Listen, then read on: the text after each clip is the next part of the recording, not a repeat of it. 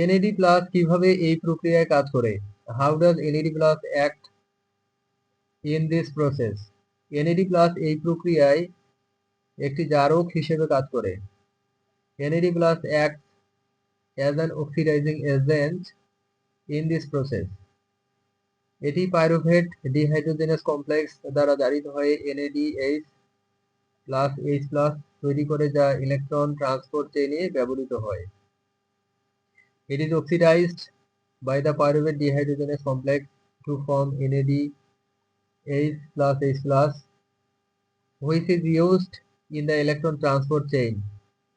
Crab চক্রের আগে এই ধাপটি কেন প্রয়োজনীয়? Why is this step necessary before the Krebs cycle?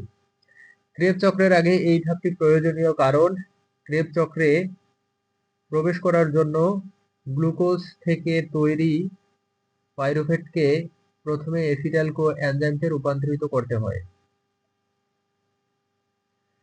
This step is necessary before the Krebs cycle because pyruvate formed from glucose must first be converted to acetyl coenzyme to enter the Krebs cycle. Acetyl coenzyme সরাসরি crab চক্রে প্রবেশ করে এবং চক্রটি শুরু করে। Acetyl coenzyme directly enters the Krebs cycle and initiates the cycle. Glycolysis কি এবং এটি কোথায় ঘটে? What is glycolysis and where does it occur? Glycolysis হলো একটি বিপাকীয় পথ যেখানে গ্লুকোজ ভেঙে পাইরুভেট এবং শক্তি উৎপন্ন হয়। Glycolysis is a metabolic pathway in which glucose is broken down into pyruvate and energy. এটি কোষের সাইটোপ্লাজমে ঘটে। It occurs in the cytoplasm of the cell. EMP পথকে আবিষ্কার করেন? Who discovered the EMP pathway? EMP পথ আবিষ্কার করেন গুস্তাভ এমডেন, অটো মেয়েরহফ এবং Jacob Karol Parnas. The EMP pathway was discovered by Gustav Emden, Otto Meyerhoff and Jacob Carol Farnas.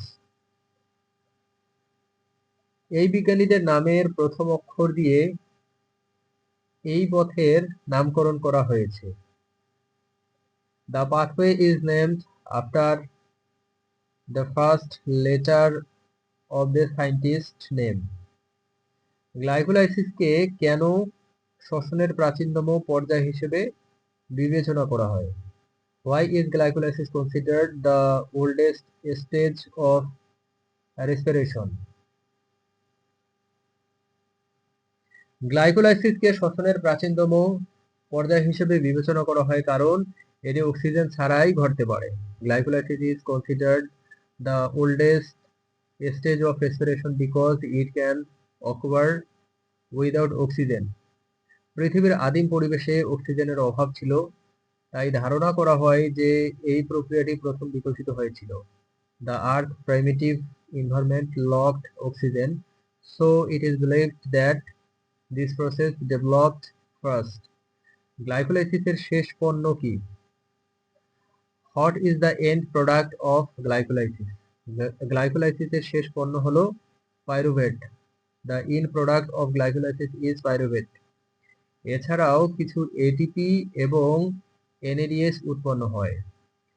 Some ATP and NADH are also produced. গ্লাইকোলাইসিসের সময় কয়টি ATP অণু উৎপন্ন হয়? How many ATP molecules are produced during glycolysis? গ্লাইকোলাইসিসের সময় NEET দুটি ATP অণু উৎপন্ন হয়। A need of 2 ATP molecules are produced during glycolysis. মোট 4টি এটিপি উৎপন্ন হলেও 2টি এটিপি প্রাথমিক পর্যায়ে ব্যবহৃত হয়।